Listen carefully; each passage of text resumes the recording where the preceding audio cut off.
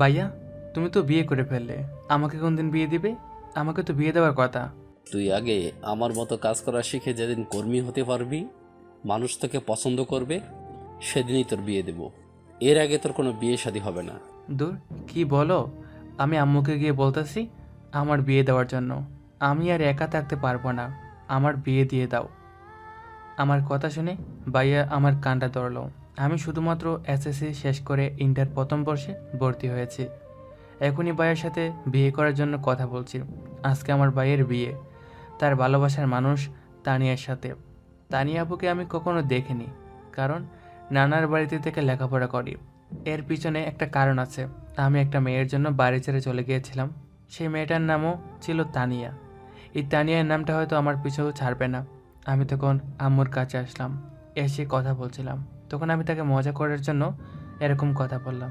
ভাইয়া তখন আমার কানটা ছেড়ে দিলেন।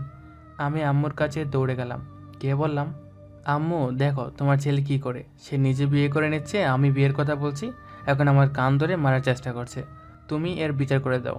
আম্মু এখন আমার কথা শুনে হেসে উঠলেন, এরপর বললেন, আমার নিলয়ের জন্য আমি রাজকন্যা নিয়ে আসবো। তুই কোনো চিন্তা করিস না বাবা, এরকম হাজার মেয়ে তোর পিছনে পড়বে। তুই আগে নিজে কিছু একটা কর। তোকে কতবার বললাম ব্যবসায়িক বিষয়ে পড়াশোনা করার জন্য, তুই এসব বাদ দিয়ে কীরকম পড়াশোনা করছিস? আমার কথাটা একটু শুনলি না তুই? এই আম্মুর শুরু হয়ে গেল তার অন্যরকম কথাবার্তা। আমার ছোটোবেলা থেকে ইচ্ছা রহস্য উদ্ঘাটন, সেজন্য আমি প্রতিদিন মোবাইলে সিআইডি দেখতাম। সিআইডি পুরো কাল্পনিক কিছু কাহিনী হলো, কিন্তু আমার এটা অনেক ভালো লাগতো। আমার স্বপ্ন একজন সিআইডি অফিসার হব।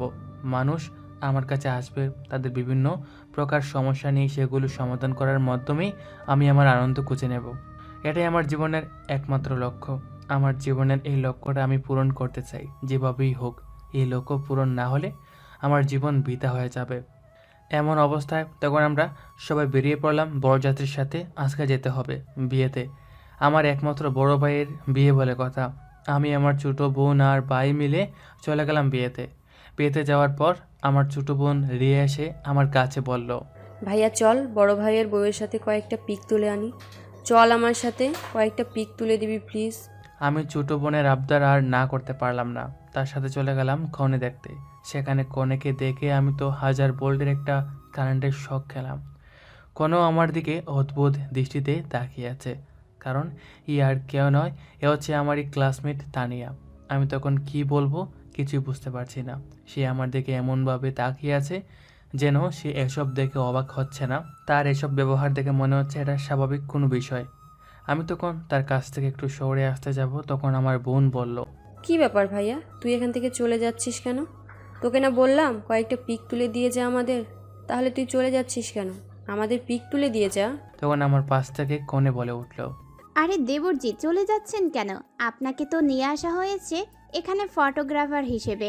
আপনি তো ফটোগ্রাফি করতে এসেছেন, তাহলে চলে যাচ্ছেন কেন? আমার একমাত্র ননদই আপনাকে ফটোগ্রাফার হিসেবে এখানে নিয়ে এসেছে। তাড়াতাড়ি আসুন। আমি ওর কথা শুনে অবাক হয়ে গেলাম। এভাবে বিয়ের সময় কোনো কনে কথা বলে সেটা আমি জানি না, তবে সে কথা বলছিল এরকম। আমি তখন তাদের ফটো তুলে দিতে লাগলাম। সে বিভিন্ন রকমে আমাকে হেনস্থা করার চেষ্টা করছিল, কিন্তু আমি স্বাভাবিক অবস্থায় দাঁড়িয়েছিলাম, কারণ আমি তার এসব ব্যবহারে প্রচণ্ড অবাক হচ্ছিলাম। সে আমাকে কলেজ লাইফে শুরুতে, যখন আমি ইন্টারে প্রথম ভর্তি হয়েছিলাম কলেজে, অনেক ডিস্টার্ব করতো। আমাকে নাকি সে ভালোবাসতো, সেজন্য সে আমাকে আমার পরিবারের মানুষ মামার বাড়িতে পাঠিয়ে দেয়, যাতে ওখান থেকে লেখাপড়া করতে পারি। কিন্তু এই মেয়ে কেন আমার ভাইকে ভালোবাসবে আর আমার ভাইয়ের সাথে কেন বিয়ে করবে, আমি সেটাই বুঝতে পারছি না। আমি কোনো কথা বলছি না। ভালো মতো বিয়েটা কেটে গেল। কনেকে নিয়ে বাড়িতে আসা হলো। আমাদের বাড়িতে ভাইয়ার বাসরঘর সাজানোর দায়িত্ব পড়লো আমার আর আমার বোনের ওপর। আমি তখন রুম সাজাতে অনিচ্ছা প্রকাশ করলাম, আর বোন আমাকে জোর করে টেনে নিয়ে যায়। এরপর আমরা পুরো রুমটা সাজাই। সন্ধ্যার দিকে এসে কনেকে এখানেই রাখা হয়। তখন রিয়া আমাকে বলে, ভাইয়া তুই ভাবির সাথে একটু বস, ওনার সাথে কথা বল। আমি চা নিয়ে আসি আমাদের জন্য, সবাই গল্প করব। আমি তাকে বারণ করার আগেই সে চলে গেল এখান থেকে। এরপর তানিয়া আমার দিকে তাকিয়ে বলল, তোকে বলেছিলাম না তোর পিছু আমি ছাড়বো না। দেখেছিস, তোর ভাইকে ফাঁসিয়ে এখন বিয়ে করে ফেলেছি। তুই আমাকে ছেড়ে চলে যাওয়ার প্ল্যান করেছিলি, এখন দেখেছিস তোর উপর কিভাবে চড়ে বসে আছি। আপনি কেন এমন করার চেষ্টা করছেন? আপনাকে অনেকবার বলেছি আমি আপনাকে ভালোবাসি না, আর আপনি আমার পিছু ছাড়ছেন না কেন? আমিও তোকে এখন আর ভালোবাসি না, আগে ভালোবাসতাম, কিন্তু তুই আমাকে অবহেলা করেছিস। এখন তোকে এর শাস্তি পেতে হবে। আমি তোর এমন অবস্থা করব যে তুই পালানোর পথ খুঁজে পাবি না। আমি তখন তার কথা শুনে ভয় পেয়ে গেলাম। সে কি করতে চাইছে? তার কি কোনো প্ল্যান আছে এখানে আসার পেছনে? আমি কিছুই বুঝতে পারছি না। আমি তখন বললাম, দেখুন, যেহেতু আপনার সাথে আমার ভাইয়ের বিয়ে হয়ে গেছে, সেহেতু এসব নিয়ে আর আলোচনা করবেন না। আমার পরিবারে আমার একটা সম্মান আছে, আমার সম্মান নিয়ে প্লিজ টানাটানি করবেন না। আপনি আপনার মতো থাকুন, আমি কয়েকদিন পর মামার বাড়িতে আবার ফিরে যাব, তখন আর আপনার সামনে আসবো না। সেটা তুই কাল থেকেই বুঝতে পারবি। আমি যখন এই বাড়িতে একেবারে এসে গেছি, তখন আর তোকে শান্তিতে থাকতে দিব না। তোকে এমন একটা অবস্থানে নিয়ে আসব যে তুই আমাকে দেখলেই ভয়ে পালাতে থাকবি। বলে হাসতে শুরু করলো। রিয়া তখন রুমে ঢুকে আমার দিকে তাকিয়ে বলল, ভাইয়া, আমাদের সামনে তো একটুও কথা বলিস না, আর আমি চলে যাওয়ার পর কীরকম ভাবির সাথে হেসে হেসে কথা বলছিস, আমি তো কিছুই বুঝতে পারছি না। তোমার ভাইয়া আসলে একটা মিসকে শয়তান। আমার সামনে কিরকম কথা বলছিল, আর তোমরা আসলেই কেমন কথা বলা বন্ধ করে দেয়। আমি তখন তার দিকে তাকিয়ে আছি। প্রথম দিন থেকে শুরু করে দিয়েছে না জানি আমার জীবনে এখন নরকে পরিণত করে দেয় এই মেয়েটা। আমি কি করব কিছু বুঝতে পারছি না। এমন একটা পজিশনে চলে এসেছি, এখন কোথায় যাব কি করব কিছুই বুঝতে পারছি না। এই মেয়েটা আমার পরিবারে এসে গেছে, এখন আমি পরিবারকেও বলতে পারবো না এই মেয়েটার বিষয়ে। সব কিছুর পর সে এখন আমার ভাইয়ের বউ। আমি তো আমার ভাইয়ের বউয়ের পিছনে লাগতে পারি না। আমি তখন ভাইকে কি বলবো, এভাবে পুরোটা রাত কেটে গেল। ভাইয়া রুমে আসলো, আমি আর রিয়া রুম থেকে চলে গেলাম। এরপর দিন সকালে উঠে আমি যখন ব্রেকফাস্ট করতে বসবো, তখন দেখি তানিয়া মানে আমার বাপি রান্না করে। আমি আশ্চর্য হয়ে গেলাম, নতুন বউ রান্না করে চলে এসেছে। আম্মু তখন আমার কাছে এসে বললেন, দেখেছিস মেয়েটা কত ভালো, প্রথম দিন এসেই আমাকে রান্নায় সাহায্য করতে শুরু করে দিয়েছে। মেয়েটা আসলে সত্যিই অনেক ভালো। ভালো না চাই, আমার সাথে লাগতে এসেছে। আমি এখন কি করব? আম্মু তো মেয়েটাকে পছন্দ করে, আমি তো কীভাবে বুঝাবো মেয়েটার বিষয়ে? মেয়েটা যে আমার সাথে লাগতে এসেছে। আমি তখন আম্মুকে বললাম, আম্মু, আমি তো আসলাম, ভাইয়ের বিয়েটাও হয়ে গেল, এখন আমি ফিরে যেতে চাই মামার বাড়িতে। আমার তো পড়াশোনা রয়ে গেছে, পড়াশোনা শেষ করে আবার বাড়িতে আসবো। খবরদার, তুই বাড়ি থেকে এক পাও বের হবি না। কালকেই বিয়েটা শেষ হয়েছে, আরও এক সপ্তাহ এখানে থাকবে, এরপরেই বাড়ি থেকে যাবি। ঠিক বলেছেন আম্মু, আপনি কেন বাড়ি থেকে চলে যাবেন? কালকেই আমাদের বিয়ে হলো, এখনো আপনাকে ঠিকমতো আদর যত্ন করতে পারলাম না। কয়েকদিন ভাবির হাতের মজার মজার খাবার খেয়ে যান, এরপর না হয় পড়াশোনা করবেন।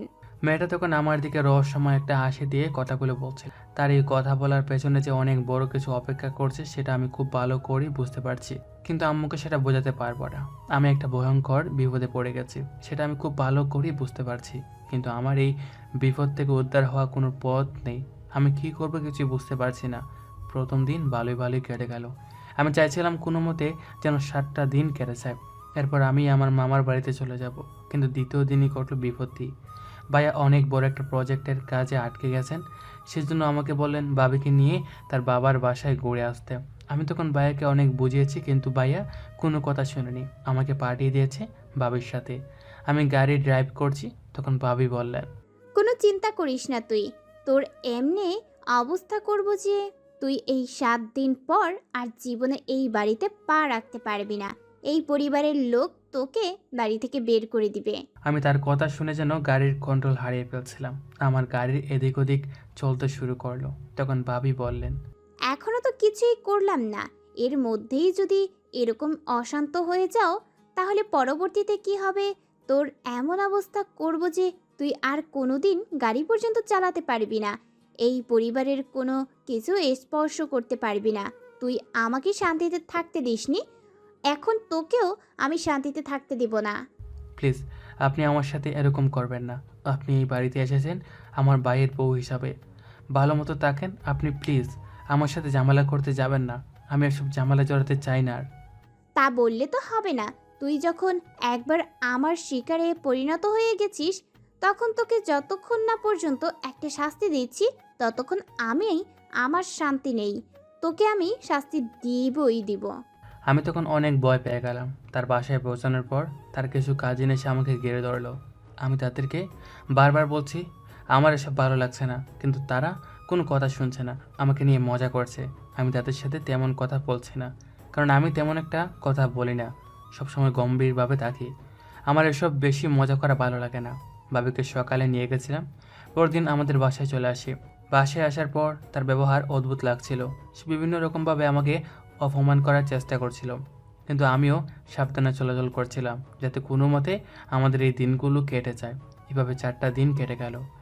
আমার খুব খুশি খুশি লাগছিল যে এই 4 দিনে কোনো সমস্যা হয়নি। আর মাত্র 2 দিনের পর আমি আমার মামার বাসায় চলে যাব, আর কোনো দিনও এই বাসায় আসবো না। কয়েকদিন কেটে গেলে সেও হয়তো ভাইয়ের প্রতি আসক্ত হয়ে পড়বে, তখন আর আমাকে জ্বালাবে না। কিন্তু আজকে ভাইয়া একটা কাজে বাইরে যাবেন, সেজন্য রেডি হচ্ছেন। আজকে বিজয় একটা কাজে বাইরে যাবে, সেজন্য রেডি হচ্ছে। আমি ইচ্ছে করেই তার একটা কাজের ফাইল লুকিয়ে রাখলাম যাতে সে আবার ফিরে আসতে পারে, কারণ এখনই আমাকে আমার প্ল্যান সাজাতে হবে। এই ছেলেটা আমাকে আমার বান্ধবীদের সামনে অপমান করেছে। আমি তাকে ভালোবাসার কথা বলেছিলাম, কিন্তু সে আমার কথা অ্যাকসেপ্ট করেনি। আমার মতো একটা মেয়েকে সে ফিরিয়ে দিয়েছে। আজকে ওর এমন অবস্থা করব, ওর পরিবারের লোকের সামনে সে আর কোনো দিন সম্মান নিয়ে কথা বলতে পারবে না। এরপর বিজয় আমাকে বিদায় দিয়ে চলে গেল। ছেলেটা আমাকে অসম্ভব ভালোবাসে, কিন্তু আমি এসব কিছুর তোয়াক্কা করি না। আমার প্রথমে একটাই লক্ষ্য, যে করেই হোক নিলয়কে বাড়ি থেকে বের করে দেওয়া। ও যতদিন বাড়িতে থাকবে ততদিন আমার অশান্তি হবে। তখন বিজয় আমাকে বিদায় দিয়ে বাইরে চলে গেল। আমি নিলয়কে খুঁজতে লাগলাম। এখন যে করেই হোক বিজয় আসার আগেই নিলয়ের সাথে অভিনয়টা করতে হবে। আমি তখন রুমে যাওয়ার জন্য উপরে উঠছিলাম, তখন হঠাৎ করে ভাবি ডাক দিলেন, নিলয় ভাই, এদিকে একটু আসো তো। আমি তখন তার কথা শুনে ভয় পেয়ে তার রুমের কাছে গেলাম। সে আমাকে নিয়ে টান দিয়ে রুমে ঢুকেই দরজা বন্ধ করে দিল। আমি এটা থেকে চিৎকার করে উঠলাম। সে আমার চিৎকার শুনে আমার মুখটা চেপে ধরলো। আমি কথা বলতে পারছি না। আমি যে ভয়টা পাচ্ছিলাম সেই ভয়টাই হয়তো আমার সাথে ঘটতে চলেছে।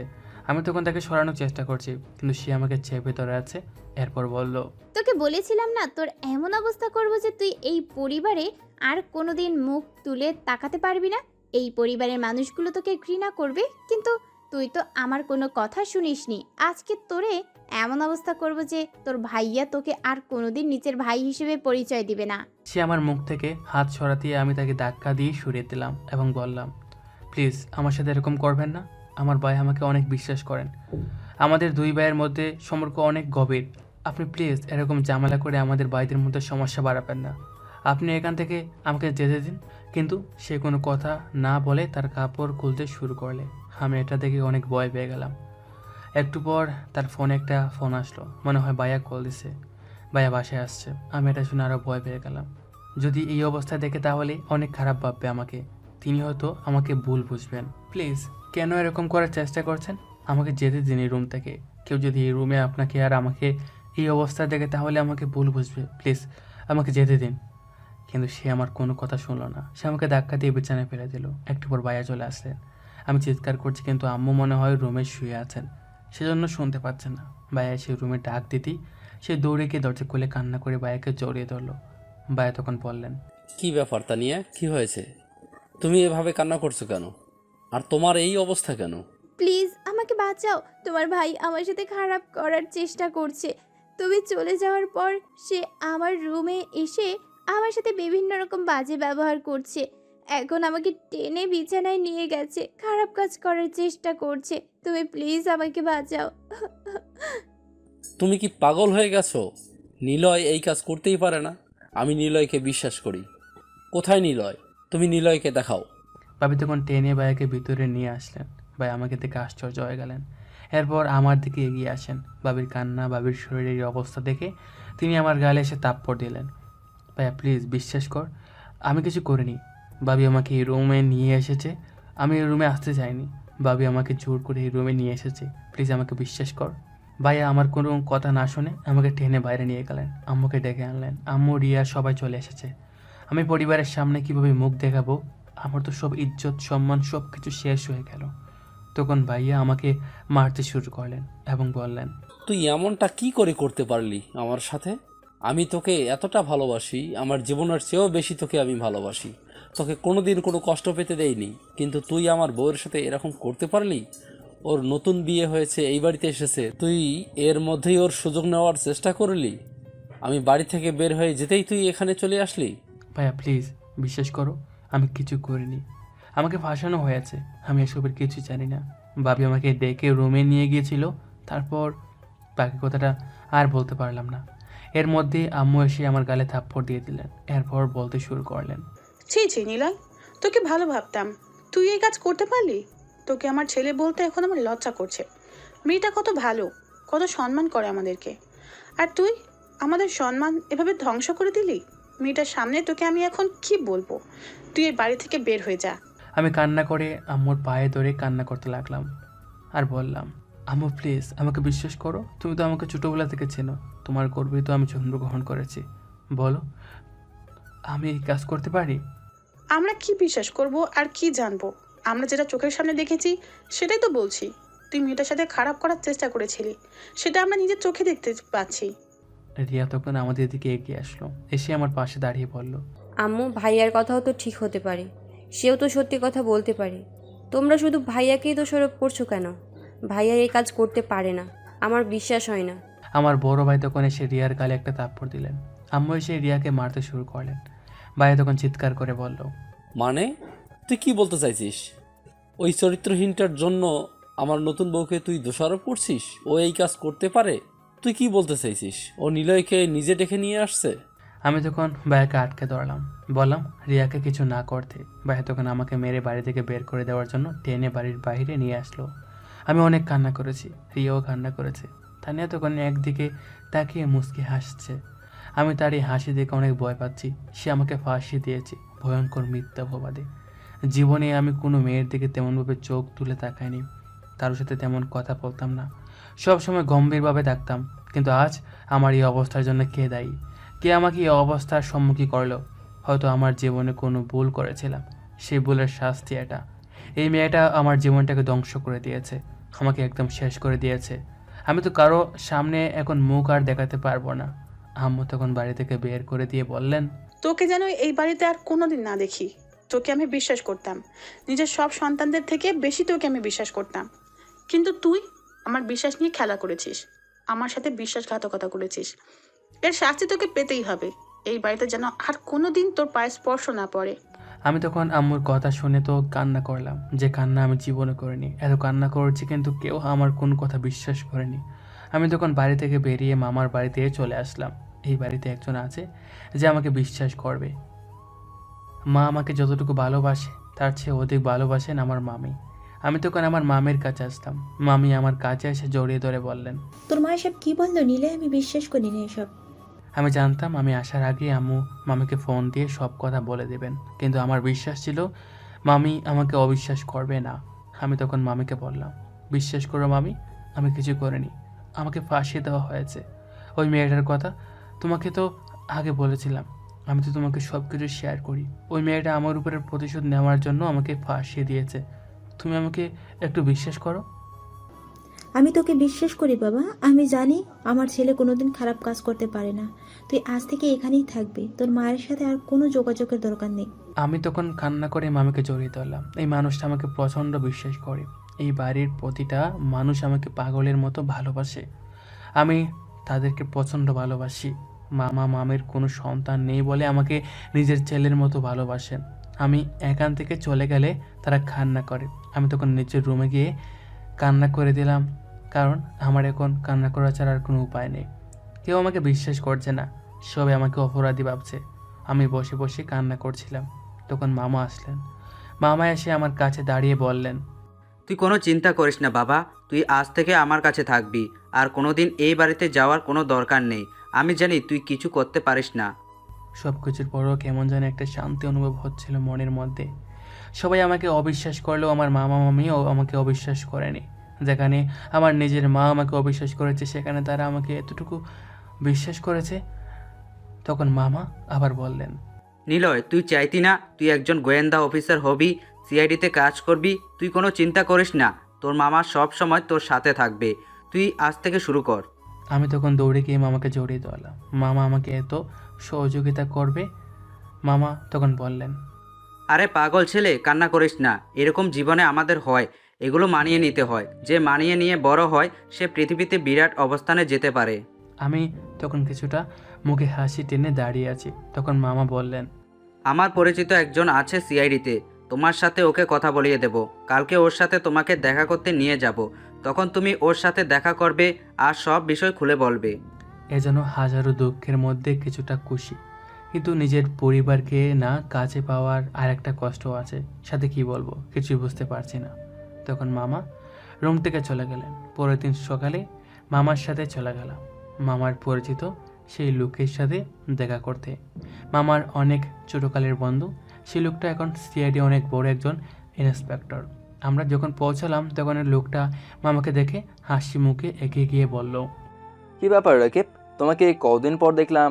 তুমি তাও আমাদের কথা প্রায় ভুলেই গেছো। তোমার সাথে সেই ছোটোকালে একসাথে পড়াশোনা করছি, এরপরে আর কোনো যোগাযোগ নেই। কালকে হঠাৎ করে কল দিলে, কে তোমার ভাগনা দেখি? তখন মামা আমাকে দেখিয়ে বললেন, এ হচ্ছে আমার ছেলের মতো আমার বোনের একমাত্র ছেলে, খুবই বুদ্ধিমান এবং মেধাবী, সবসময় পড়াশোনা নিয়ে থাকে। ও স্বপ্ন হচ্ছে সিআইডি অফিসার হবে, সেজন্য তোমার সাথে দেখা করতে নিয়ে আসলাম। তুমি অনেক মেধাবী, সেটা আমি তোমাকে দেখেই বুঝতে পারছি বাবা। কিন্তু এখানে শুধু মেধা দিয়ে চলে না, এখানে সাহসের প্রয়োজন হয়, বুদ্ধির প্রয়োজন হয়। তোমাকে আমি একটা অ্যাসাইনমেন্ট দেবো, সেটা করতে পারলে তোমার বিষয়ে ভেবে দেখবো। আমি তখন জীবনের প্রথম কিছুটা ভয় পেলাম। তখন তাকে বললাম, আপনি আমাকে যেই অ্যাসাইনমেন্ট দিবেন আমি সেটার জন্য প্রস্তুত আছি। আপনি শুধু আমাকে বলেন কী করতে হবে, আমি চেষ্টা করব। তোমাকে আপাতত কোনো বড় কাজ দেবো না। তুমি যে ভার্সিটিতে পড়ো সেই ভার্সিটিতে তুমি পড়াশোনা করো। দেখো বাবা, যে কোনো কাজ করতে হলে প্রথমে শিক্ষার দরকার। জীবনে যে কোনো কাজ করতে গেলে দুইটা সমন্বয় প্রয়োজন। প্রথমে প্রয়োজন শিক্ষা, এরপর তোমার যোগ্যতা এবং বুদ্ধিমত্তা। শিক্ষা ছাড়া কোনো কাজই করা যায় না, তাই প্রথমে তোমাকে শিক্ষিত হতে হবে। সেজন্য তুমি পড়াশোনা চালিয়ে যাও, গভীর মনোযোগ দিয়ে পড়াশোনা করো, চারিদিকটা খেয়াল রাখো। তখন তুমি দেখবে এমনিতেই তোমার মাথায় বুদ্ধি চলে আসবে। তুমি যদি চারদিকের পরিস্থিতি নিয়ে বিভিন্ন প্রকার ম্যাগাজিন সহ বইপত্র পড়তে থাকো, তাহলে এক পর্যায়ে তুমি অনেক মেধাবী হবে এবং শিক্ষা শহর আর মেধার সমন্বয়ে তখন তুমি একজন দক্ষ মানুষ হবে। তখন তুমি যে কোনো কাজই করতে পারবে, তোমার বুদ্ধি বিকাশ এমনিতেই ঘটবে। তুমি আপাতত তোমার ভার্সিটির চারদিকে নজর রাখো। তোমার ভার্সিটিতে একটা গোপন চক্রান্ত চলছে, তুমি যদি সেটা ধরতে পারো তাহলে তোমাকে আমি সিআইডি অফিসার বানিয়ে দিতে সাহায্য করব। এটা তোমার একটা অ্যাসাইনমেন্ট থাকলো, আর পড়াশোনা মনোযোগ দিয়ে করবে সব সময়। তখন আমি খুশিতে প্রায় আত্মহারা হয়ে গেছি। তখন তাকে বললাম, আপনি কোনো চিন্তা করবেন না স্যার, আমি সব কিছু মনোযোগ দিয়ে করব। আশা করি আমি আমার কাজে সফল হব। আমি খুব মনোযোগ দিয়ে খুঁজলে অবশ্যই পেয়ে যাব। তোমার কথা শুনে অনেক ভালো লাগছে। আর রাকিব, তুমি বসে যাও, তোমার সাথে আরও কিছু কথা আছে। নিলয়, তুমি বাসায় চলে যাও, গিয়ে পড়াশোনায় মনোযোগী হও। আমি তখন বাসায় চলে আসলাম। মামা তার বন্ধুকে অনেক দিন পরে পেয়ে সেখানে বসে গল্প করতে শুরু করলেন। স্যারের উপদেশগুলো আমার কানে এখনও বাজতেছে। আমাকে অনেক বই পড়তে হবে, তাই আমি অনেকগুলো বই কিনলাম, সেগুলো মনোযোগ দিয়ে পড়তে শুরু করলাম। আর ভার্সিটি নিয়মিত আসা যাওয়া করি। এভাবে প্রায় 3 বছর কেটে গেল। এখনও পড়াশোনা করছি, প্রতিদিনই স্যারের সাথে কথা হয়। স্যার শুধু আমাকে বলছেন সময় নিয়ে খুঁজে দেখতে, অবশ্য আমি পেয়ে যাব। দেখতে দেখতে আমার অনার্স প্রায় মধ্যভাগে চলে আসলো। ভার্সিটি থেকে প্রায় চলে যাবার সময় চলে এসেছে। তখন হঠাৎ করে একদিন ভার্সিটির লাইব্রেরিতে বসেছিলাম, একটা জিনিস লক্ষ্য করলাম। আমাদের প্রিন্সিপাল স্যারের রুমের দিকে কয়েকটা গাড়ি পেছনের গেট দিয়ে ঢুকছিল। আমি তখন সেটা দেখে পিছনে গেলাম। লোকগুলো প্রিন্সিপালের স্যারের সাথে দেখা করতে এসেছিল এবং বলল, প্রিন্সিপাল সাহেব, আপনাকে তো বললাম আমাদের কাজগুলো ঠিকমতো করে দিতে, কিন্তু আপনি তো কোনোভাবেই ঠিকমতো কাজ করতে পারছেন না। এই ভার্সিটিতে আমরা একটা গ্রুপ করতে চাই। আমাদের দলের আপনি আপনার ছাত্রছাত্রীদের বলুন আমাদেরকে গ্রুপে জয়েন হতে। আমাদের নেতা কিন্তু অনেক রেগে যাবেন। আপনারা কোনো চিন্তা করবেন না, আমি আমার ছাত্রছাত্রীদের বলে দিব। আপনারা শুধু আমার দিকে খেয়াল রাখবেন যাতে আমার চাকরিটা না যায়। আরে আপনি এত চিন্তা করবেন না, আমাদের নেতা যতদিন আপনাদের এখানে আছে ততদিন পর্যন্ত আপনার কোনো চিন্তা নেই। আপনি শুধু গোপনে সব কিছু করে যাবেন, আপনার চাকরি নিয়ে কোনো চিন্তা নেই। আমি বুঝতে পারলাম এটা কোনো রাজনৈতিক দলের চক্রান্ত, যারা ভবিষ্যৎ প্রজন্মকে ধ্বংস করে দিতে চাচ্ছে। তাদের রাজনৈতিক দল যুক্ত করে রাজনীতিতে যুক্ত হয়ে গেলে একটা ছাত্র কখনোই মনোযোগ দিয়ে লেখাপড়া করতে পারবে না। আমি তখন তাড়াতাড়ি সেই স্যারের কাছে চলে গেলাম। স্যার আমাকে দেখে এগিয়ে এসে বললেন, কি ব্যাপার নিলয়, তোমাকে এত উদ্বিগ্ন দেখাচ্ছে? তুমি কি কোনো বিষয় সম্পর্কে জানতে পেরেছো? তোমাকে দেখে তো সেরকমই মনে হচ্ছে। আমি তখন তার দিকে অবাক হয়ে কিছুক্ষণ তাকালাম। তারা মানুষের মুখ দেখে বিভিন্ন কথা বুঝে ফেলতে পারে। তখন তিনি বললেন, কি ব্যাপার নিলয়, চুপ করে আসো কে? কিছু বলো। জি স্যার, আমি একটা বিষয় জানতে পেরেছি। আমাদের ভার্সিটির ভিতরে রাজনৈতিক দলের কিছু কর্মকাণ্ড চলতেছে। তারা প্রিন্সিপাল স্যারকে টাকা দিয়ে আমাদের ভার্সিটিতে ঢুকে যেতে চাইছে এবং ভার্সিটিতে তাদের গ্রুপ খুলতে চাইছে। আমি জানতাম তুমি ধরতে পারবে বিষয়টা। আমি অনেক দিন ধরেই চিন্তিত ছিলাম তুমি এই বিষয়ে কিছু কি করতে পারবে। এখন কিন্তু তোমাকে একটা বড় দায়িত্ব নিতে হবে। আমি তোমাকে চাকরির জন্য মনোনীত করলাম, কিন্তু তোমাকে এখন অনেক বড় একটা দায়িত্ব নিতে হবে। আমি সবসময় যে কোনো প্রকার কর্মকাণ্ডের জন্য প্রস্তুত আছি স্যার। আপনি শুধু আমাকে ইনফরমেশন দিবেন, আমি সব কিছু করব। আপনি শুধু আমাকে ইনস্ট্রাকশন দিলেই হবে। নিলয়, তোমাকে যেহেতু আমরা একটা কাজের জন্য নিয়োগ দিয়েছি, সেহেতু তোমাকে অনেকটা কাজ করতে হবে। তোমাকে সামরিক ট্রেনিং নিতে হবে।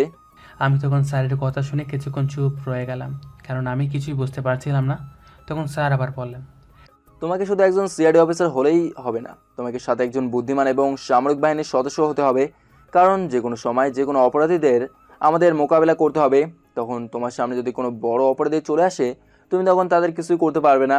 তুমি যদি একজন সামরিক বাহিনীর সদস্য হও, তাহলে তুমি অপরাধ এবং অপরাধী সম্পর্কে জানতে পারবে।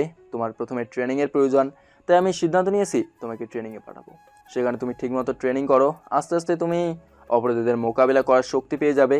তখন থেকে তুমি প্রফেশনালি কাজ করবে। স্যার আমি প্রফেশনালি কাজ করতে চাই, তবে সবার আড়ালে থেকে, কারণ আমি ছোটোবেলা থেকেই স্বপ্ন দেখে এসেছি আমি সবার আড়ালে থেকে কাজ করব। আমি সামনে থেকে কোনোদিনও পরিচয় দিব না। আমি একজন সিআইডি অফিসার। আমি আড়াল থেকে মানুষের সাহায্যে এগিয়ে আসতে চাই। তোমার যেটা ইচ্ছা, আমরা তোমাকে সিক্রেট গ্রুপে জয়েন করাবো, কিন্তু এর জন্য তোমাকে প্রথমে সবার আগে একজন সামরিক কর্মকর্তা হতে হবে। কারণ একজন সামরিক কর্মকর্তা না হলে তুমি অপরাধীদের মোকাবেলা করতে পারবে না। তোমাকে বন্দুক চালানো শিখতে হবে, বিভিন্ন প্রকার সেলফ ডিফেন্স শিখতে হবে। আমি তখন স্বপ্নের হাতছানিতে কী করবো কিছু বুঝতে পারছি না। তখন স্যারকে বললাম, আমি সব সময় প্রস্তুত আছি স্যার। আপনি শুধু আমাকে বলেন কী কী করতে হবে, কোথায় যেতে হবে, আমি চলে যাচ্ছি। তাহলে তুমি রেডি হয়ে নাও। 1 সপ্তাহ পরেই আমাদের একটা ট্রেনিং শুরু হবে।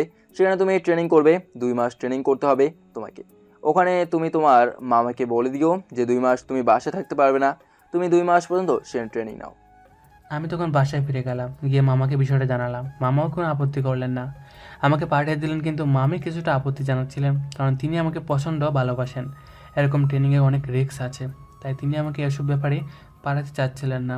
কিন্তু আমার জোরাজুরিতে সে এসে বললেন, তুমি যাও ঠিক আছে, কিন্তু খুব সাবধানে সকল কাজকর্ম করবে। আর এরকম ট্রেনিংয়ে অনেক রিস্ক আছে, এসব থেকে দূরে থাকবে যেন তোমার কোনো ক্ষতি না হয়। আচ্ছা মামনি, তুমি কোনো চিন্তা করো না, আমি ঠিক মতো সব কিছু করবো। আর 2 মাসের ব্যাপারেই তো, দেখতে দেখতে চলে যাবে, আমি চলে আসবো তো। 1 সপ্তাহ পর আমি চলে গেলাম ট্রেনিংয়ের ওখানে গিয়ে আমি আস্তে আস্তে সামরিক প্রশিক্ষণ নিতে শুরু করলাম। এখানে অনেক ভয়ঙ্কর ট্রেনিং দেওয়া হচ্ছিল। আমি যেগুলো থেকে খুব ভয় পেয়ে গেলাম, কিন্তু মনের ভিতরে যে স্বপ্নটা আছে সেই স্বপ্নটাকে নিয়ে আমার ট্রেনিংটা শেষে সম্পন্ন করলাম। 2 মাস পর আজ বাসায় ফিরছি। কিন্তু বাসায় ফিরে আমি সারপ্রাইজ হয়ে গেলাম, কারণ আমার মা সেখানে উপস্থিত আছেন। আমি তাদেরকে দেখে অবাক হয়ে গেলাম। নিলয়কে বাড়ি থেকে বের করে দিয়ে আমি অনেক আনন্দে দিন কাটাচ্ছিলাম। বিজয়কে নিয়ে আমার ভালোই চলছিল সব কিছু। আমার প্রতিশোধ নিতে আমি পেরেছি, এটা ভাবতেই আমার অনেক আনন্দ লাগছে। কিন্তু আজও প্রায় 2 সপ্তাহ হলো শরীর কেমন ভালো নেই। হঠাৎ মাথা ঘুরে পড়ে যাই, কিছুই বুঝতে পারছিলাম না। তখন বিজয়ের সাথে ডাক্তারের কাছে এলাম। ডাক্তার আমাকে বললেন, সর্বনাশ হয়ে গেছে, আপনার তো ব্রেন ক্যান্সার ধরা পড়েছে। আপনার এটা লাস্ট স্টেজ। আপনি কি এতদিন এসব বিষয়ে কিছুই বুঝতে পারেননি? কথাটা শুনে যেন আমি কিছুক্ষণের জন্য স্তব্ধ হয়ে গেছিলাম। আমার ব্রেন ক্যান্সার হয়েছে, আমি মারা যাব, এটা ভাবতেই আমার যেন সব কিছু শেষ হয়ে যাচ্ছিল। বিজয় আমাকে জড়িয়ে ধরে কান্না করে দিল। এরপর আস্তে আস্তে আমি আরও অসুস্থ হতে শুরু করলাম। এক পর্যায়ে আমার অবস্থা একদম খারাপ হয়ে গেল। তখন আমার শাশুড়ি আমার কাছে আসলেন। আমি তখন তাদেরকে জড়িয়ে ধরে কান্না করে বললাম, মা, আপনারা আমাকে ক্ষমা করে দিবেন। আপনাদের সাথে আমি অনেক বড় অন্যায় করে ফেলেছি। আমি জানি আমি যে অন্যায় করেছি সেই অন্যায়ের শাস্তি কোনো দিন ক্ষমা হয় না। তবুও আপনাদের কাছে ক্ষমা চাচ্ছি, যদি আমাকে পারেন তাহলে ক্ষমা করে দিবেন। আরে মা, কি বলছো? তুমি আবার কি অন্যায় করলে? তুমি তো কোনো অন্যায় করনি। বলো আমাকে কি সমস্যা?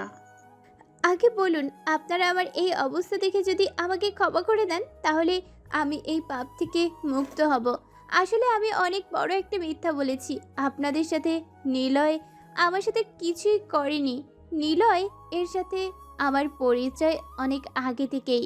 সেখানে ওকে আমি প্রপোজ করেছিলাম, কিন্তু ও আমাকে না করেছিল। সেই জন্য আমার বোনের ভিতরে একটা প্রতিশোধের নেশা চলে এসেছিল। আমি সেই নেশায় পড়ে নিলয়কে অপমান করার জন্য আপনাদের সম্মুখে এসব নাটক করেছিলাম। আপনারা নিলয়কে যাতে বাড়ি থেকে বের করে দেন। কিন্তু আমি এখন মারা যাব না। আপনাদের এই কথাটা না বলে গেলে সে হয়তো সারা জীবন আমাকে অপরাধী ভাবতো। আপনারাও তাকে অপরাধী ভাববেন। সেই জন্য আপনাদেরকে বলে গেলাম, আমাকে ক্ষমা করে দিবেন। আমার শাশুড়ি তখন আমার দিকে কিছুক্ষণ তাকিয়ে থাকলেন। বিজয় অবাক হয়ে আছে, কারণ সে তার ভাইকে মেরেছে। এমন সময় রিয়া বলে উঠল, আমি জানতাম ছোট ভাই কিছুই করতে পারে না। ভাইয়া, তুমি দেখলে তো তোমার বউ এরকম করেছে। তুমি সেই দিন আমাকেও মারলে, ভাইয়াকেও মারলে। এখন দেখছো তো আমার ভাই নির্দোষ। আমি বলেছিলাম না আমার ভাই এইরকম কোনো কাজ করতেই পারে না? তোমরা আমার কথা বিশ্বাস করলে না, ভাইয়াকে মেরে বাড়ি থেকে বের করে দিলে। এখন সে কোথায় আছে আর ফিরে আসবে কিনা সেটাও তো জানি না। রিয়া বোন আমার, আমাকে প্লিজ ক্ষমা করে দিও। আমি তোমাদের শান্তি নষ্ট করে দিয়েছি। আমাকে তোমরা যদি ক্ষমা না করো তাহলে আমি মরেও শান্তি পাবো না। আমি ভুল করে ফেলেছি, জানি আমার এই ভুলের কোনো ক্ষমা নেই। এরপরেও তোমাদের কাছে ক্ষমা চাচ্ছি। যদি তোমরা আমাকে ক্ষমা না করো তাহলে আমি তো মরে গিয়েও শান্তি পাবো না। প্লিজ আমাকে ক্ষমা করে দাও।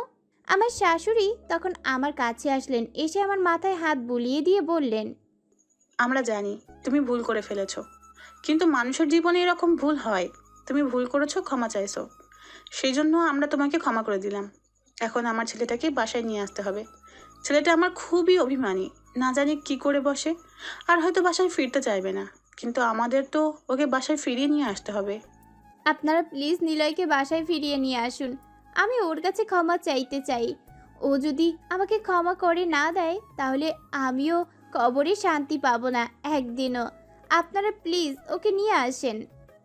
এরপর আমার শাশুড়ি চলে গেলে নিলয়কে আনতে, কিন্তু নিলয়ের এতদিন তারা কোনো খোঁজ খবর রাখেনি। হয়তো আমাকে খুশি করার জন্য তারা ওর খোঁজ খবর রাখেনি।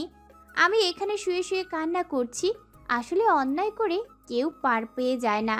আমি অন্যায় করেছিলাম বলেই হয়তো সৃষ্টিকর্তা আমাকে শাস্তিস্বরূপ এই রোগ দিয়েছেন। ইচ্ছে করছিল সব কিছু ছেড়ে এখন মরে যাই। মরে যেতেও পারছি না, আবার বাঁচতেও পারছি না।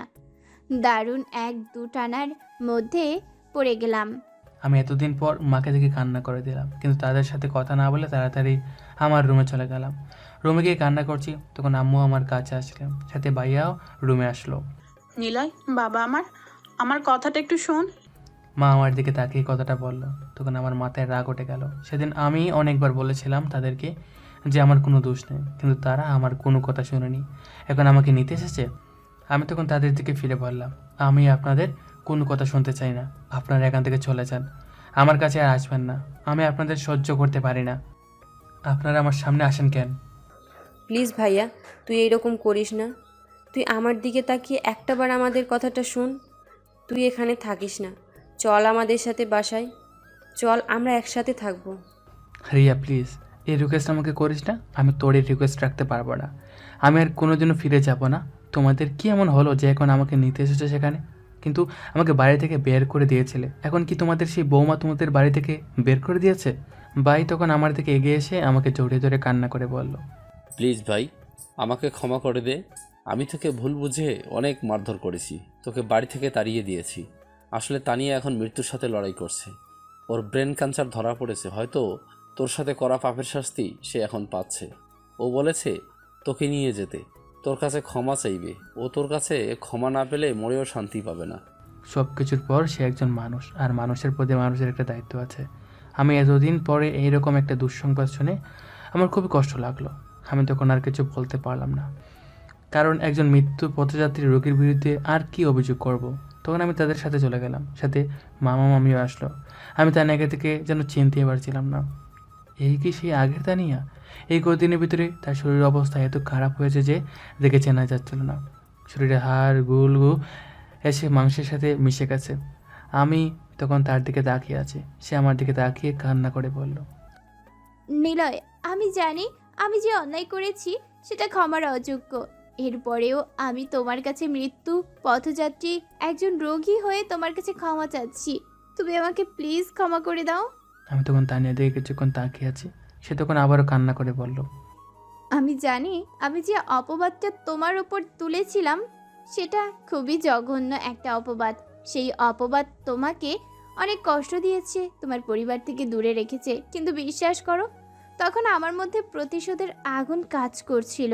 কিন্তু এখন আমি বুঝতে পারছি আমি কত বড় অন্যায় করেছি। তুমি ক্ষমা না করলে আমি যে মরেও শান্তি পাবো না। আমার আপনার উপর কোনো অভিযোগ নেই। আমি জানি মানুষের জীবনে যা হয় তা ভালোর জন্য হয়। আমারও ভালোর জন্য হয়তো হয়েছে, যার কারণে আজ আমি একটা অবস্থানে আসতে পেরেছি। আর আপনি সুস্থ হয়ে যাবেন এই আশা করি।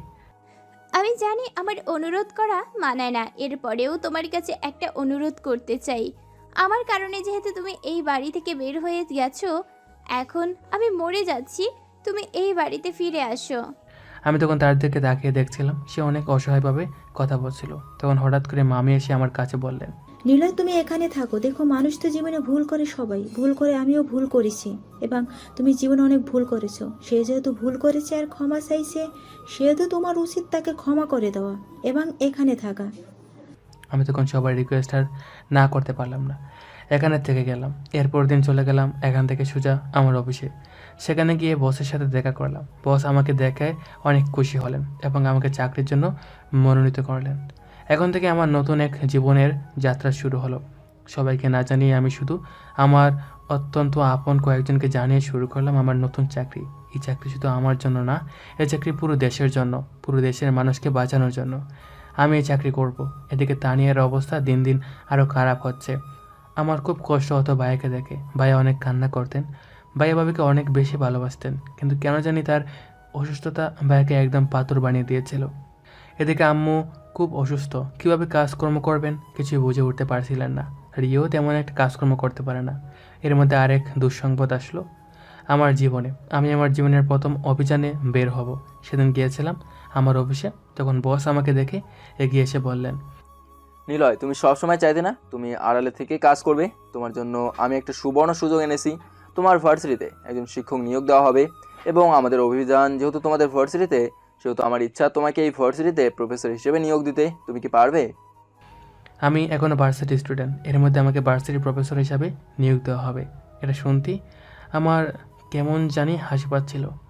তখন আমি বসকে বললাম, বস, আমার তো এই যোগ্যতা নেই যে আমি এখন ভার্সিটিতে পড়াবো। আমার তো এই পরিমাণ কোনো মেধা শক্তি নেই। আমি কিভাবে ভার্সিটি চালাবো? এত বোকার মতো কথা বলে কেন নিলয়? তোমাকে কি বলেছি? তুমি ভার্সিটিতে সারা জীবন চাকরি করবে। তোমার ইচ্ছা হলে তুমি ভার্সিটিতে চাকরি করবে, তা না হলে অন্য চাকরি করবে না। কিন্তু এখন আমাদের প্ল্যান সফল করার জন্য তোমাকে কয়েকদিন শুধু নাটক করতে হবে। আমি ঊর্ধ্বতন কর্মকর্তাদের সাথে কথা বলবো।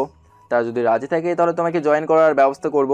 এতে করে তুমি সবসময় ভার্সিটির সব কিছুই দেখে রাখতে পারবে। আমি তখন স্যারের প্ল্যান বুঝতে পারলাম এবং স্যারের প্ল্যানে রাজি হয়ে গেলাম। প্রায় এক সপ্তাহ পর আমাদের ভার্সিটিতে আমাকে জয়েন করানো হলো।